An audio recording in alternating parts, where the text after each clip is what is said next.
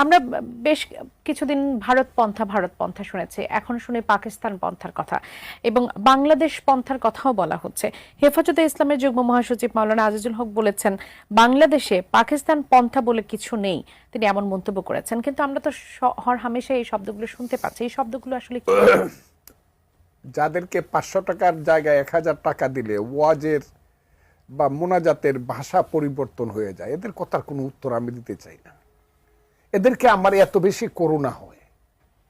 বড় বড় মৌলানা সাহেবরা ইউনুস সুৎকুর, এর চেয়ে মহাপাপী আর কেউ নাই। এখন আসার সময় দেখলাম সেই মৌলানা সাহেবই দোয়া করতেছে, হে আল্লাহ, নবীর পরেই যাকে স্থান দিতে হবে সেই ইউনুসের পক্ষে বলেন সবাই আলহামদুলিল্লাহ। এদের কথার এই 500 টাকা 1000 টাকা যারা মানুষের ঘরে খায়া লিল্লা খায়া যারা বড় হইয়া বড় বড় কথা বলে, এদের কথা এদের কোনো সেন্স কাজ করে বলে আমি মনে করি না। তবে আমি একটা কথা বলি, এরা হইল মোল্লা মুন্সি। মোল্লাতন্ত্র কিন্তু ইসলাম নয়, ইসলাম কিন্তু মহান।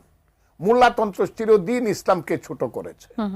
কাজে এই বাংলাদেশে মোল্লাতন্ত্র হয়েছে আর ধর্মের নামে ব্যবসা শুরু হয়েছে। এই যে ব্যবসায়ীর দল, ধর্মের নামে যারা ব্যবসা করতেছে, তাদের কথার উত্তর দিতে গেলে এই যে তারা হাজারে হাজারে জমা হয় সোহরাওয়ার্দী উদ্যানে, থেকে প্রতি শুক্রবার পাইছে আল্লাহর মহান দিন, শুক্রবারের জুম্মার নামাজ পড়েই হাজারে হাজারে ওই মাদ্রাসার ছাত্র পাইছে, গরিব মানুষের সন্তানেরা। আমি আজকে পরিষ্কারভাবে বলতেছি, মাদ্রাসাতে যারা লেখাপড়া করে এরা খুব সাধারণ গরিব ঘরের সন্তান, বেশিরভাগ অন্তত 96-7%। এই ছেলেপেলেরা কিছুই বুঝে না হুজুর ছাড়া।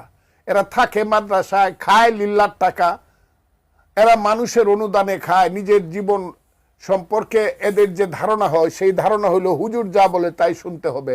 হুজুরেরা তাদেরকে কয়েকদিন পরে পরে প্রতি শুক্রবারে অথবা 1 মাস 2 মাস পরে পরে তৌহিদি জনতার নামে, ইসলাম রক্ষা করার নামে সোহরাওয়ার্দী উদ্যানে জামাতে ইসলাম, হেফাজতে ইসলাম তারা এসে যুক্ত হবে। নারী নীতি করা যাবে না, নারী নীতি যারা লেখছে করছে এই নারীরা। আমি তো মনে করি এখন যদি বেগম রুকেয়া থাকতো, আজকের মোল্লা মুন্সিরা তাকে ব্যত্রাঘাত করতো অথবা তসলিমা নাসরিনের মতো দেশ ছাড়া করতো বেগম রুকেয়ারে। এই কারণে আমি সবসময় বলি, কি করলাম গাজীর গীত গায়া, 5 কামাই করলাম 1.5 টাকা খায়া। যারা নারীকে, যারা নারী নীতিতে প্রোগ্রেসিভ কথা বলে, তাদেরকে যারা বেশ্যা বলে, এদের তো মায়ের পেটে জন্মগ্রহণ করা ঠিক হয় নাই। আমি তো মাকে বলবো এদেরকে পেটে ধারণ করো না মা। বা ইভেন মৌলানা মৌলভী সাহেবদের ঘরে যে মায়েরা বোনেরা, তাদেরকে বলবো তোমরা এদের বাচ্চা পেটে নিও না, এরা তোমাদেরকে খুব ছোট নজরে দেখে। আমি খুব কঠিন কথাগুলো এই